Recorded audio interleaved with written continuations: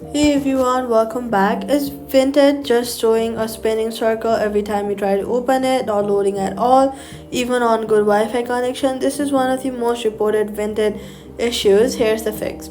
First, place and hold the Vinted icon on your home screen. Tap remove app, then tap delete app, then tap delete app again to fully uninstall it.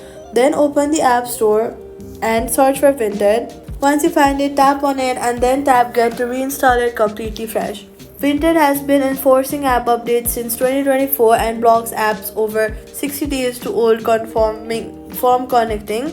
So a version that's even slightly outdated can produce this exact spinning circle.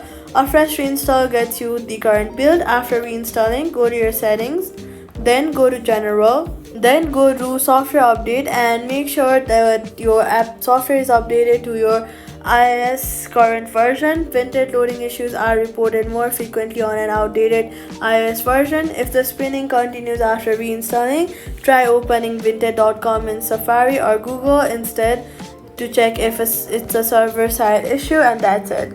So all you've got to do is delete and reinstall Vinted from App Store and reinstall it fresh. Update your iOS, the circle clears and Vinted opens, and that's it. So subscribe.